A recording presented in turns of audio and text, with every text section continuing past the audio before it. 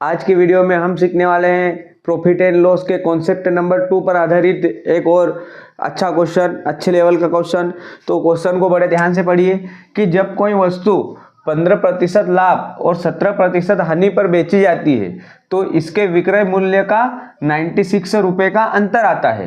यदि इसे 10% लाभ पर बेचा जाए तो विक्रय मूल्य क्या होगा। अब इस क्वेश्चन में हमें दो विक्रय मूल्य दिए गए, एक तो जो हमें 17% हानि पर मिलेगा और एक जो 15% लाभ पर मिलेगा। तो सबसे पहले हम लिख लेते हैं जो हमारा क्रय मूल्य होता है अपने आप में 100% होता है और एक विक्रय मूल्य हमें क्या दिया है 15% लाभ पर, मतलब हमने वस्तु को 115 रुपये में बेचा, ठीक है। उसके बाद 17% हानि पर बेचा, मतलब हमने 100 रुपये की चीज को कितने में बेचा 83 रुपये में, तो हमें 17% की हानि हुई। तो यहाँ पर मतलब 83%। हमें दो विक्रय मूल्य दिए गए, एक तो 83% और 115%।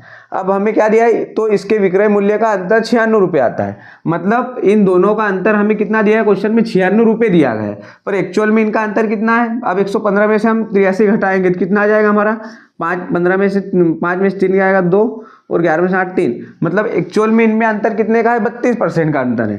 प्रतिशत में हमारा 32% का अंतर है, लेकिन क्वेश्चन में कितना दिया गया 96 रुपये का अंतर हमें दिया गया है, ठीक है। तो अब क्वेश्चन में जो हमारा 96 रुपये है वो 32% का मान है, तो हमें कितने प्रतिशत का मान ज्ञात करना है, तो इसे 10% लाभ पर बेचना है, मतलब हमें 110% का मान ज्ञात करना है। तो सबसे पहले हम लिख लेते क्वेश्चन में जो 96 रुपये हमें 32% का मान है, तो हमें 10% लाभ मतलब हमें 110% का मान ज्ञात करना है। तो इसको सोल्व कर लेते कैंसल, तो 32 3 96, ये कितना हो जाएगा 330 रुपये में, मतलब कि हम जब वस्तु को 330 रुपये में बेचेंगे तो हमें 10% का लाभ होगा। तो इसी प्रकार मैथ्स के अच्छे क्वेश्चन सीखने के लिए मेरे YouTube channel easy maths with Hariom को जरूर सब्सक्राइब करें। धन्यवाद।